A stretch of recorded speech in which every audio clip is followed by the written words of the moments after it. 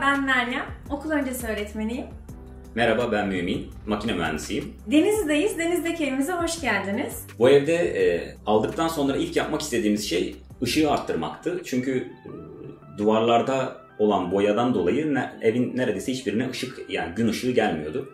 Bu sebeple birçok noktada kırma işlemi yaptık. Yani özellikle ben yaptım kırma işlemlerini. Elime bir balyoz aldım ve önüme gelen tüm duvarları neredeyse kırdım. Yani kırılmamış çok az duvar var evde. Planımda olan yıllardır istediğim bazı ev tipleri vardı. Görsellerini biriktirdiğim ev tipleri vardı.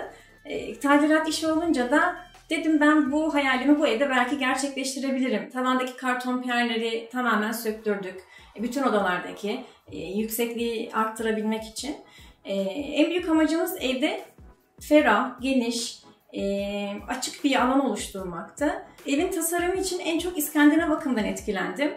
Bu isteklerimi, dekorasyon tiplerini eşime aktardığında, anlattığında o da benim kadar büyülendi ve aynı işte ortak bir çizgide hareket etmeye başladık. Hani açıkçası tam ben dekorasyon tarzlarını, stillerini bilmiyordum.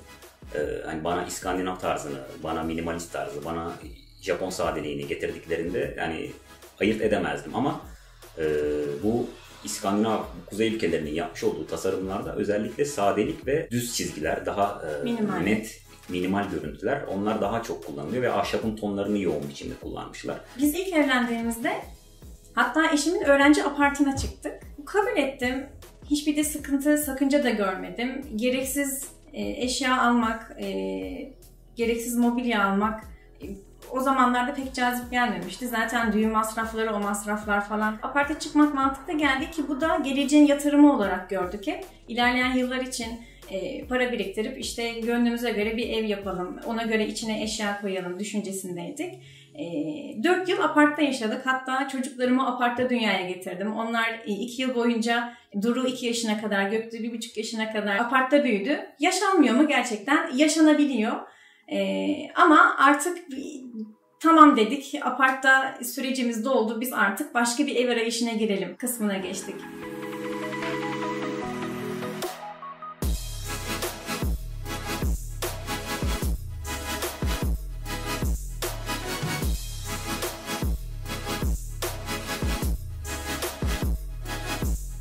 Eşya seçiminde çok titiz davrandım. Özellikle ben. İnceleyip sık dokudum. Her gördüğüm ürünü beğenemedim. Kanepeleri Bursa'dan aldığımız gibi berjerleri de yine Bursa'dan aldık. Loda mobilyasından almıştık. Özellikle ahşap dokusunun yoğun olması, yoğun olarak kullanılması beni çok etkiledi.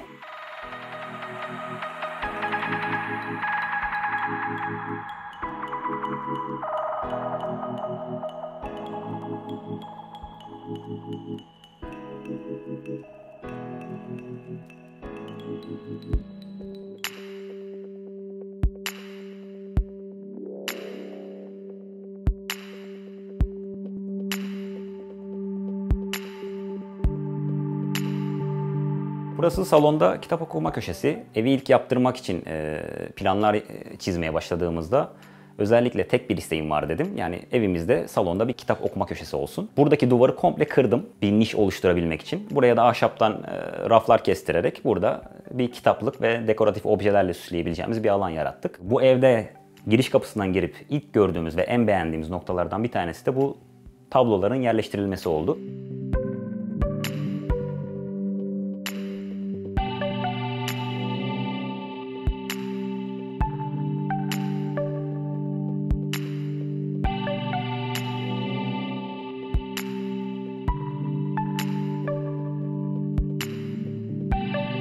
Ikea'nın artık en çok beğenilen modellerinden bir tanesi bu. Özellikle balkonlarda kullanılıyor. Biz de burada o kitap okuma köşesinde kullanmak istedik. Bunu da indirim köşesinde uygun fiyata görünce hiç düşünmeden alıp geçtik.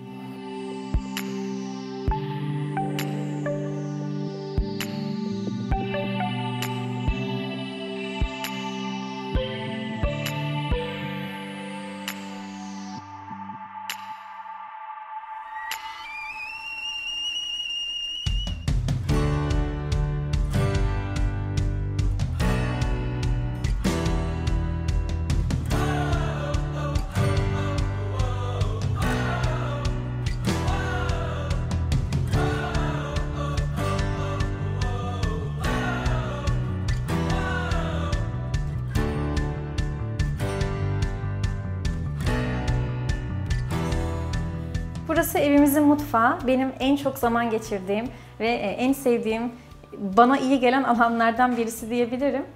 Bu görünüme ulaşması için yatak odasından bir kısım içeri girdik. Yatak odasının duvarını kırdık. Mutfağa alan kattık. Bu alan özellikle yemek masasını koymak için bize güzel bir yer, alan sağladı.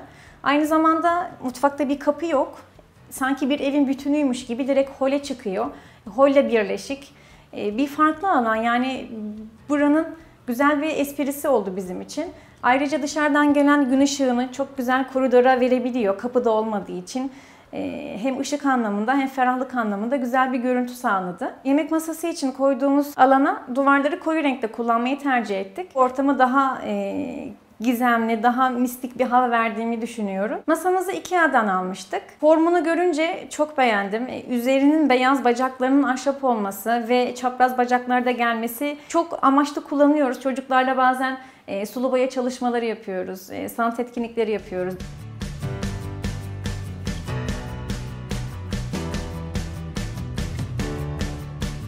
Hayalimde olan bir ahşap tezgah hevesi vardı. Bu tadilat sebebiyle de bana bir fırsat çıktı ve ahşap tezgahı burada uygulama alanımız oluştu. Çok severek kullanıyorum. Ahşap tezgahın dokusunu, rengini, kullanışlılığını.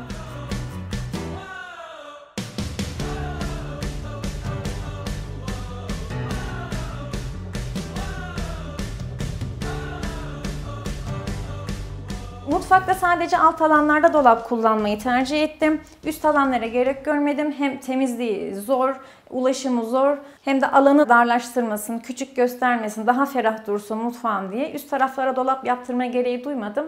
Raflarla, dekoratif objelerle böyle destekledim. Gözüme böylelikle daha güzel bir şirin görünüyor benim için. Mutfak lavabosunu IKEA'dan almıştık. 2 gözlü olanı tercih ettik. Bulaşık yıkarken bana kolaylık sağlasın diye. Hatta bazen içine suyu dolduruyorum. Duru ile Göktuğ kenarlara oturtup ayaklarını salıyorlar. İçeride birazcık oyun oynuyorlar. Su oyuncaklarıyla vakit geçiriyorlar. Onlar için de güzel bir alan oluyor burası, mutfak lavabosu.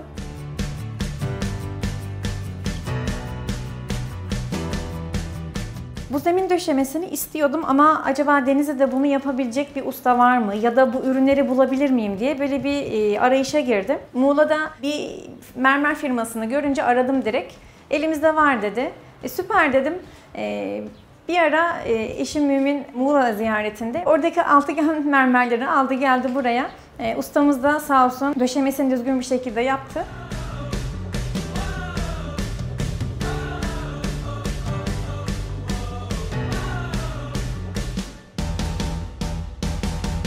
Dediğim gibi renkler, dokular, desenler, detaylar benim için önemli. Gözüme bu konuda güveniyorum.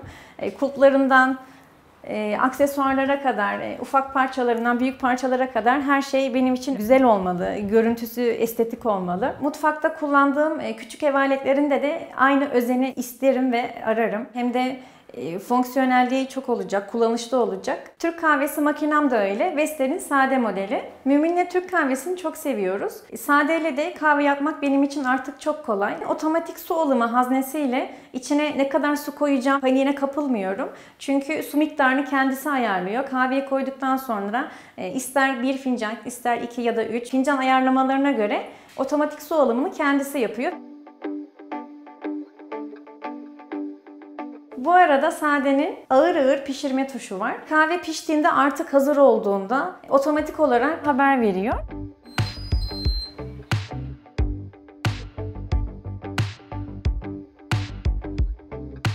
Bu vazoda sürekli bir bitki olur.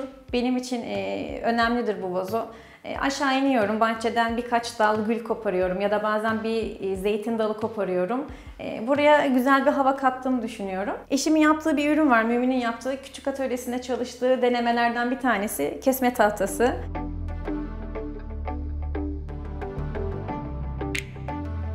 Kapalı alanlarda çoğunlukla bardaklarım var.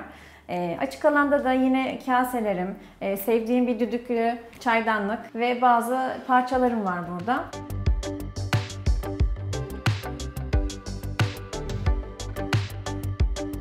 Bu arada sadece Türk kahvesi değil, filtre kahve de çok seviyoruz. Özellikle eşim Bulgaristan göçmeni.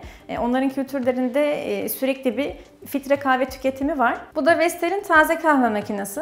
Çekirdekleri buraya koyuyorum. Öğütücüsü kendisi öğüterek taze çekilmiş kahve sunuyor size. Her kahve pişirdiğimde az önce öğüttüğüm kahveyi taze taze içmiş oluyorum.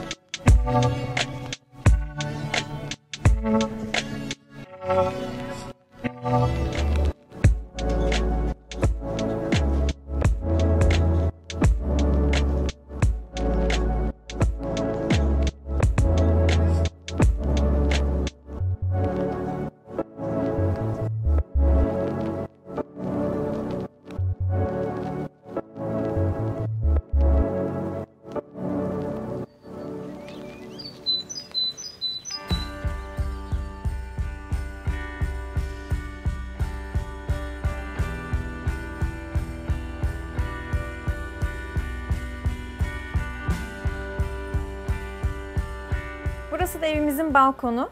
Mutfağın devamı gibi düşünebilirsiniz. Özellikle yaz ayları geldiğinde burada günümüzün birçoğunun balkonda geçiriyoruz.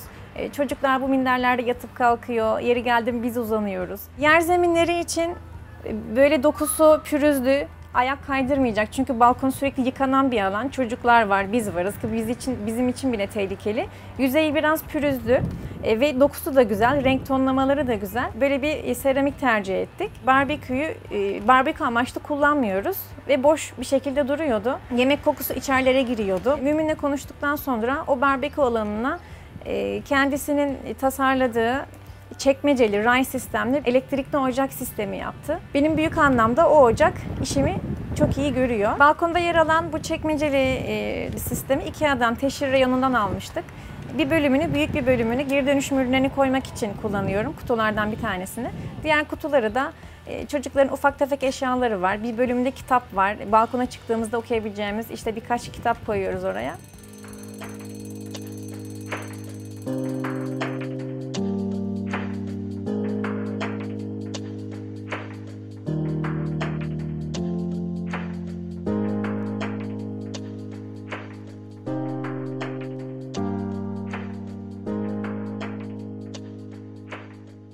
Yatak odası mutfakta sırt sırta olan odamız. Mutfakta yemek masasını koyabileceğimiz alan oluşturmak için yatak odasından bir kısmını içeriye aldık. Bu oda eski haline göre birazcık küçüldü. Bu küçüklüğü biz dolapları uzun seçerek, yerden tavana kadar kullanarak ve geniş kapaklar kullanarak bu küçüklüğü biraz aza indirmeye çalıştık. Dolapların altında 2 küçük bölme istedim. Mobilyacımızdan öyle yapmasını istedim. Orası için sepetler koyma fikrim vardı. Bu fikri gerçekleştirdim. Hatta Zara Home'da sepetleri görünce 3'ünü aldım, 4'üncüyü bulamadım. Belki bulurum umuduyla da araştırma yaptım ancak bulamayınca dedim ben en iyisi çarşıdan keçe alayım. Keçeyle bu formu vermeye çalıştım.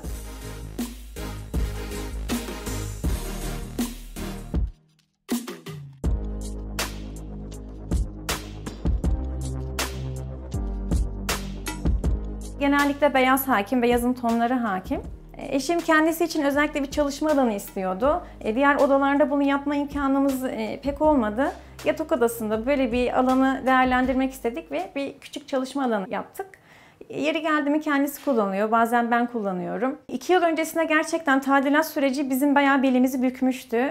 Maddi olarak da yatak fiyatları çok külfetli geliyordu. Bu yatağı IKEA'da görünce çok hoşumuza gitti. Çatıda arda kalmış ahşap parçaları vardı. Onlardan yatak başlığı olarak mobilyacımıza başlık yaptırmasını istedik.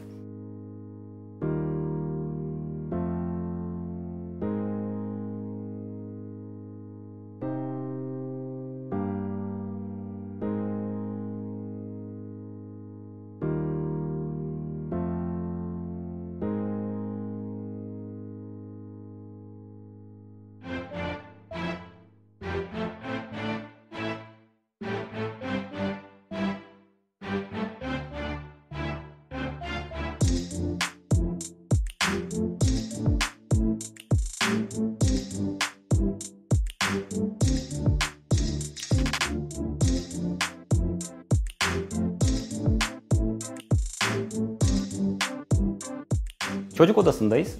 Çocuk odası salonla birlikte komşu olan oda. Yan taraftaki kitaplık için niş duvar oluştururken aynı duvarı kırdım. Bu duvarı kırmadan önce hayalimizde hep bir çocuklar için tırmanma duvarı yapmak vardı odanın içerisine. Hani hangi duvara yapacağımıza tam karar verememiştik. Yan taraf kırılınca burada duvarı alçıpanla kapattık. Alçıpan da zayıf bir malzeme olduğu için dedik ki biz buraya bir ahşaptan tırmanma duvarı yapalım. En azından hem duvara sağlamlık katarız hem de burada güzel bir görüntü oluştururuz. Hem çocukların oyun alanı oluşur. Aynı zamanda burada yan tarafta kitap okuma köşesi yaptığımız gibi burada da bir kitap okuma köşesi yaptık. Çünkü çocuklarla beraber her gece olmasa da 2 akşamda bir kitap okuma akşamlarımız var. Onların da burada bir küçük berjer diyeyim bir koltukları var. Bunu da Zara Home'dan almıştım. Burada oturup çocuklarla beraber kitap okuyabiliyoruz. Aynı zamanda bu odada duvar kırılırken istemeden de olsa duvarın komple tamamı kırıldı. Duvar kırılınca ben kolonu 30 santim genişliği var.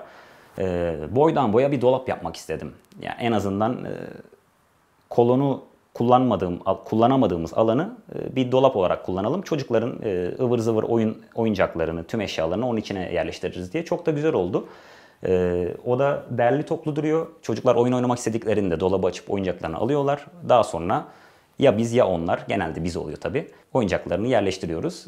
En azından daha derli toplu olması için bir alan oluştu. Bize saklama alanı oluştu. Pencere önündeki pervazı ahşaptan yapmak istedim. Sanayide bir ahşapçıya ölçülerini verdim, kestirdim ve buraya montajını yaptım. Daha sıcak, yani ahşabın sıcaklığı bu odaya daha güzel gitti. En azından mermerin üzerini, yani mermerden bir soğukluk geliyordu. Hem yalıtım sağlamış olduk hem de görüntü olarak bir sıcaklık oluşturduk. Çocukların yatakları IKEA'dan uzayabilen modelleri aldık. En azından yaşları büyüdüğünde ona göre bir uzama kısalma durumlarını ayarlarız diye. Burada da oyuncaklarını yerleştirdiğimiz yani peluş bebeklerini yerleştirdiğimiz bir cepler var. Bunları eşim Punch'ta kendi çalıştı. Aynı zamanda çocukların oynamaları için bir magnetten ahşap objeler yapıp kendileri şekiller çıkarsın diye bir küçük tablolar oluşturdum. Yatakların kenarlarında duruyor. Burada da dekoratif bir raf var. Bu rafı da ben yaptım aşağıda atölyemizde.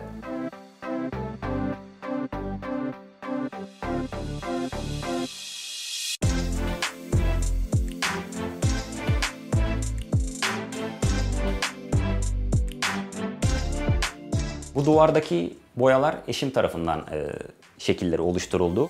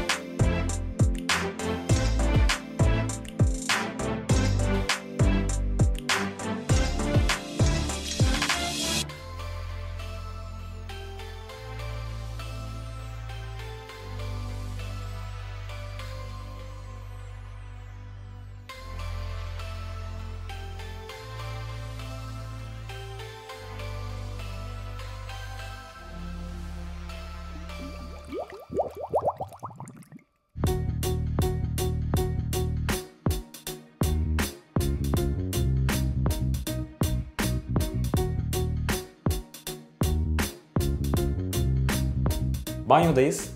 Burayı da ben anlatmak istedim. Çünkü yapımında bizzat çalıştım. Ustamız ya benimle çalışacaksın ya da ben burayı kesinlikle yapamam dedi. Banyonun şekillenmesinde en büyük etken Meryem ve Vitra kataloğu oldu. Uygulaması oldukça keyifli ve bir o kadar zordu. Banyoyu boydan boya seramik yapmak yerine belli bir yüksekliğe kadar petek desenleri, onun üstünü de alçı ve üzerine suya dayanıklı bir boya yaptırdık. Normalde tüm duşakabinler yapılırken zemine bir mermer koyuluyor. O mermerin üzerine camlar oturtuluyor. Daha önce yaşadığımız evlerde tüm mermerlerin kenarları sararıyordu zamanla ve kireç bağlıyordu. Hani bu görüntüyü yaşamamak için direkt zemine oturttuk ve yanlarını silikonla beraber çektirdik. Oldukça kullanışlı oldu. Kapıda kullanmadık. Eğimi biraz fazla verdirdik gider yönüne doğru. Bu sayede dışarıya su da taşmıyor.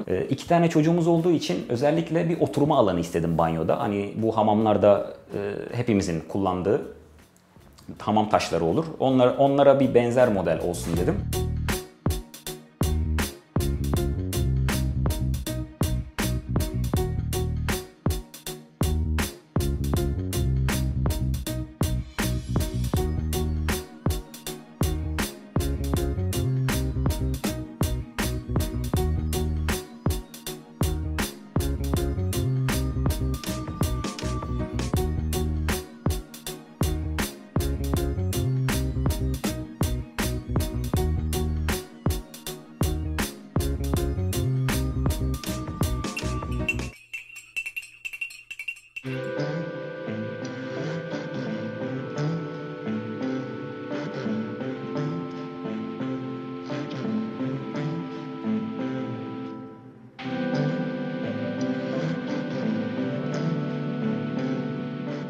Oturma odası çocukların, özellikle çocukların daha çok vakit geçirdiği bir alan diyebilirim size.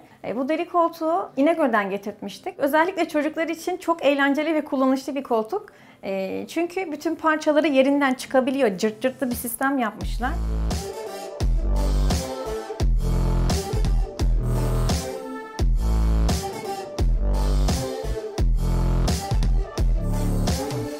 Bu şekilleri eşimle birlikte, Mümin'le birlikte çizdik. Hatta çizme ve boyama aşamasını birlikte gerçekleştirdik. Bir ara bu akıtmaların sebebi tamamen doğaçlama oldu. Fırçayı bir ara fazla bandırmışım boyaya. Boya birden aşağı doğru akmaya başladı. Eyvah dedik, mahvoldu, renk bozuldu. Sonra bir uzağa geçtik, baktık bu bence hoş oldu. İyi olduğuna karar kıldık ve bu şekilde bıraktık.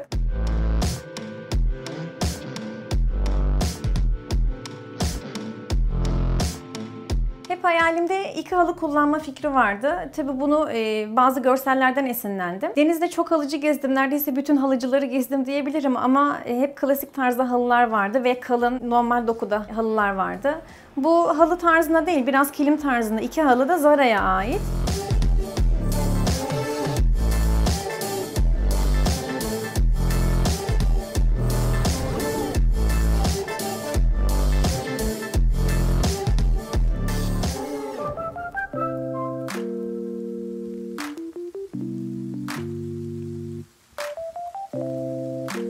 Burası giriş lavabosu evimizde. Bu seramikleri ben Denizli'de dolaştığımız seramikçilerden oldukça uygun fiyata aldım. Hani düz 10'a 40 beyaz bir seramik aslında ama bunu nasıl daha farklı, cazip, görüntüsü güzel hale getirebilirim diye düşündüm. Bunun merdiven şeklinde bir desen oluşturdum. Hatta bu gerek dar bir alan olduğu için çizimlerini yaptım. Çizimlerini yaptım yetmedi. Ustamız ben çizimlere göre yapamam dedi. Yere şeklini çizdim, sırayla al yerleştir dedim. Buna göre de yapamam dedi. En son tamam dedim, birlikte yapalım. Biz oturduk ustamızla birlikte bunu bir günde tamamladık. Onun dışında lavabomuzu da seçerken de internetten sipariş verdik. Yani aslında internet çok büyük bir kolaylık günümüz şartlarında. Eviniz için dekoratif eşyaları bulunduğunuz ilde bulamasanız bile internetten seçip istediğiniz gibi getirtirebiliyorsunuz. Yer mozaiklerini de eşim yine internetten seçip getirtti.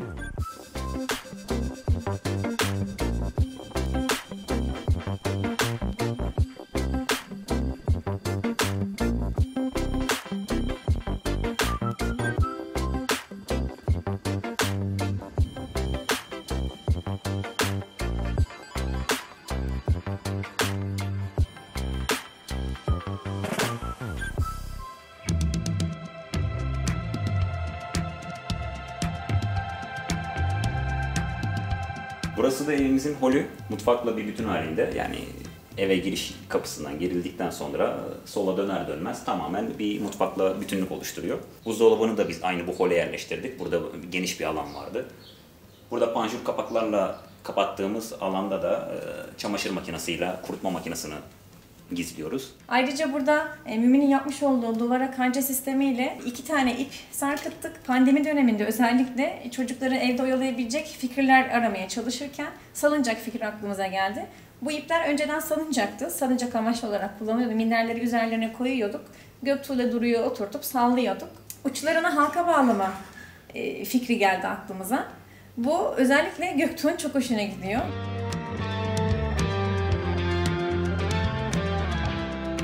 Hikayemizi anlattık. Dediğimiz gibi bu eve taşınmadan önce yani 8 ay gibi bir tadilat sürecimiz oldu. Bu gerçekten çok uzun bir zaman.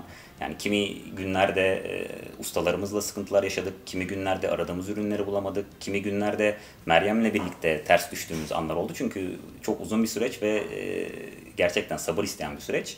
Ortak fikre varabilmek de gerçekten önemli bir meziyet. Tüm bunlara katlandık, sabrettik, vazgeçmedik. Ola ki vazgeçmiş olsaydık zaten size anlatabileceğimiz bir hikayemiz olmayacaktı. Bizi ziyaret ettiğiniz için çok teşekkür ederiz. Antalya'ya, Fethiye'ye giderken özellikle yol üstündeyiz. Kahveye de bekleriz. Her zaman bekleriz. Çaya kahveye hiç fark etmez. Hoşça kalın. Hoşça kalın.